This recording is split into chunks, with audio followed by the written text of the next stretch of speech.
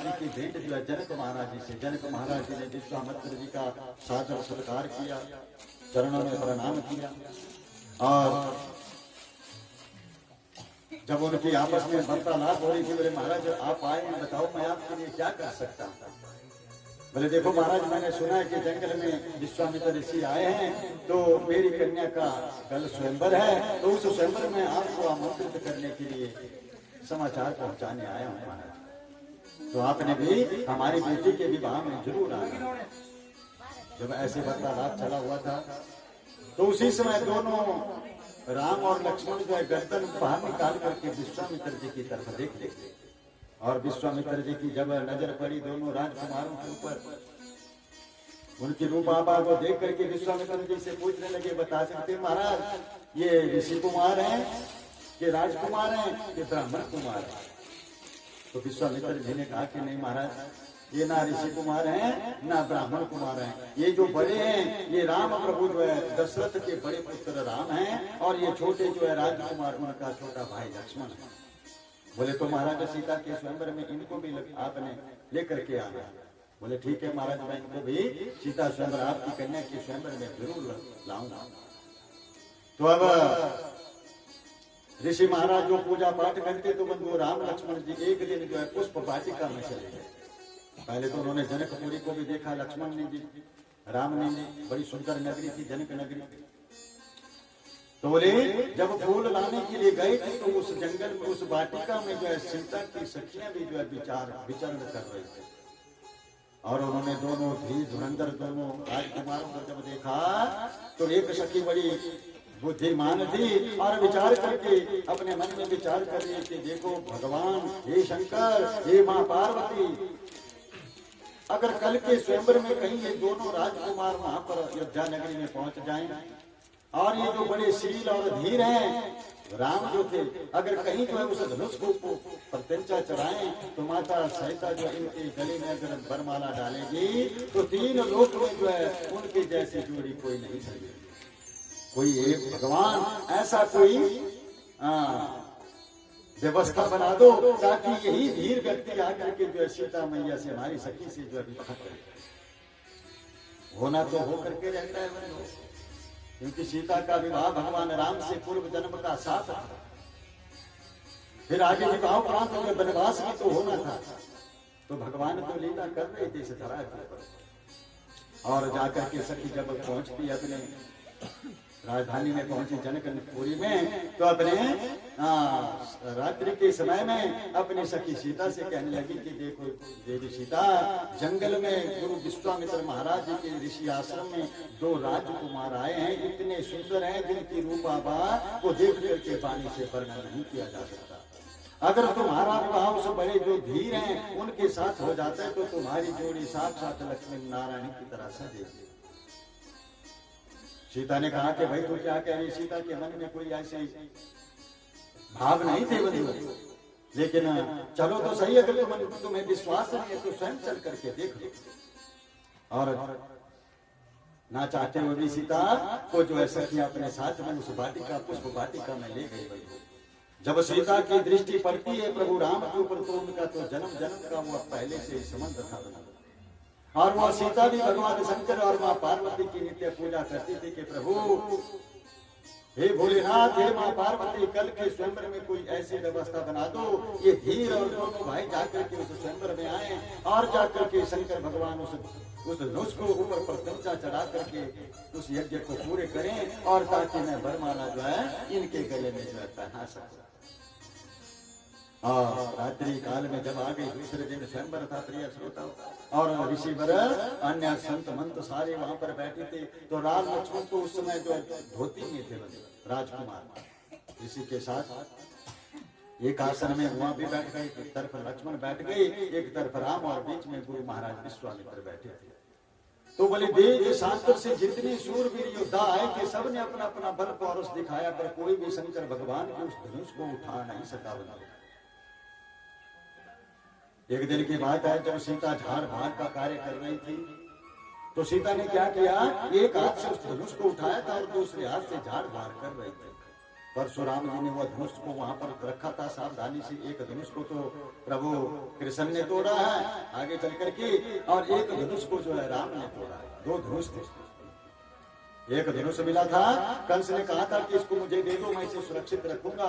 बोले जो इस धनुष के ऊपर प्रत्यंचा से तोड़ेगा कंस, वो तेरा काल बन करके तेरा प्राण अंतर हो जाएगा। और एक धनुष आज दशरथ नगरी को जनक नगरी में रखा गया। और जब उसको वो साधारण धनुष तो था, दिव्य धनुष था। और सीता को इस प्रकार जनक जी ने जब देखा कि एक हाथ से इस धनुष को उठा दिया है, तो मेरी बेटी कोई साधारण कन्या नहीं, ये कोई देवांगना है, देव कन्या है, हो सकता है कोई शक्ति हो, और इसका विवाह भी करना पड़ेगा। तो जो इस धनुष को उठाएगा, इसलिए उन्होंने वह शर्त रखी, जो इस धनुष को उठाएगा उसी के गले में जो है मेरी बेटी वरमाला पहनाएगी।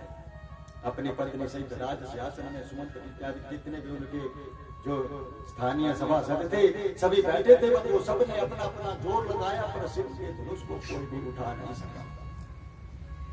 और यहाँ पर जनक महाराज जी बड़ी चिंता में पड़ जाते हैं कि भाई महाराज ये धनुष तो उठ भी नहीं रहा, यज्ञ तो कोई भी पूरा कैसे इसको यज्ञ को पूरा करेंगे। अपनी पत्नी से कहते हैं कि हमने गलत शर्त रख दी, लगता है कि हमारी बेटी अब कुंवारी रहेगी, लगता है कि ये पृथ्वी जो है वीरों से हीन हो चुकी है। क्या कोई भी धरा के ऊपर ऐसा कोई धुरंधर नहीं है जो इस यज्ञ को पूर्ण कर सके। और आप तो जानते हैं शेष के अवतार लक्ष्मण जी के क्रोध जो है नाक में रहता था गुस्सा। एकदम से खड़े बोले महाराज ये आप क्या कह रहे हैं, जहाँ अयोध्या के राजकुमार बैठे हो वहां इस प्रकार से आप कैसे कह सकते हैं कि पृथ्वी वीरों से हीन हो गई। हमने तो अपना कोई बल पौरुष दिखाया ही नहीं। और उसी समय राम ने टेढ़ी नजर से देखा तो लक्ष्मण को जो है बैठना पड़ा बना। और उसी समय राम जी ने अपने गुरु चरण में प्रणाम किया, तो गुरु जी ने इशारा किया कि जाओ राम इस यज्ञ को पूर्ण करो। सब हंसने लगे बंधु कि अरे धोती वाले, ये बड़े बड़े राजकुमार, बड़े बड़े राजा इस धनुष को नहीं उठा सके, ये तेरे बस की। तो राम ने किसी की भी तरफ नहीं देखा बंधु। और सीता तो अब श्वास में माँ गौरा मैया का ध्यान करिए, शंकर का प्रभु अब आपके इस धनुष का भार या पुष्प की तरह बन जाए, ताकि यही धीर व्यक्ति को ऐसे उठा करके इसमें प्रत्यंचा चढ़ाए, ताकि मैं वरमाला प्रभु राम के गले में पहना सकूं। भगवान को उसे मन ही मन धैर्य देते रहे कि तुम धैर्य रखो, इस धनुष को मैं ही उठाऊंगा और मैं ही तेरे साथ विवाह करूंगा।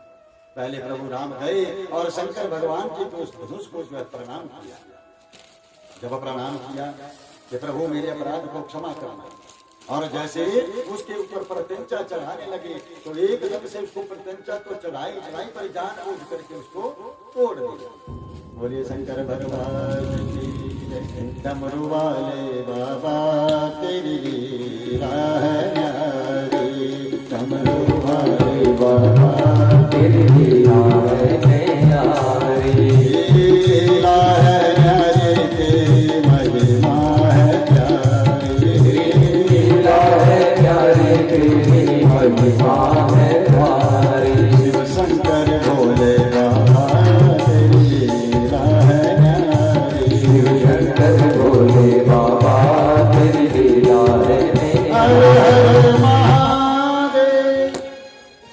इस प्रकार शिव धनुष जब तोड़ा गया बंधु, उसका इतने जोर का आकाश हुआ कि पूरा अंतरिक्ष जो है हिल जाता है। और परशुराम जी रेणुका के पुत्र माने जाते हैं बंधु, जिन्होंने इस धरा के ऊपर जो है 21 बार सत्यायन किया था, सारी पृथ्वी को क्षत्रिय से हीन कर दिया था। आज यह धनुष किसने तोड़ा भाई, तत्काल जाकर के जनकपुरी में पहुंच जाते और गुस्से में अब बोले भाई धनुष किसने तोड़ा। बाकी जितने भी सभासद थे बंधु उनके प्रभाव को जानते थे परशुराम जी, और सारे के सारे सभासद अपने अपनी गर्दन के नीचे कर देते हैं। और जब ऐसा पूछा परशुराम जी ने कि धनुष किसने तोड़ा, लक्ष्मण खड़े हो जाते, बोले महाराज ऋषिवर जिसकी भुजा में दम है धनुष उसने तोड़ा, हमने तोड़ा। बोले अरे भाई तू मुझे जानता नहीं है, और क्रोधित करते हैं परशुराम जी। बोले मैं तेरे को मृत्यु दंड दे दूंगा। राम अभी भी बैठे रहे बंधु। तो उतने में लक्ष्मण जी उनको और क्रोधित करने में क्या शब्द प्रयोग करते हैं कि देखो महाराज जो गरजते हैं ना वो बरसते नहीं है। और उतने में तत्काल जो है और क्रोधित होते अपना फरसा जो है निकाल लिया भगवान। उसी समय राम खड़े हो जाते हैं कि देखो महाराज ऋषिवर गलती जो करते हैं ना बच्चे करते हैं और बड़ों का कर्तव्य क्या बनता है? क्षमा बड़न को चाहिए छोटन को उत्पाद। अरे क्या घटाता विष्णु का जो भृगु ने मारी थी लाज। बड़ी शील शब्दों में कहा कि महाराज बच्चे क्षमा करते हैं इसलिए महाराज। और देखो हम तो छोटे छोटे और हमारा नाम भी छोटा है और आप बड़े हैं।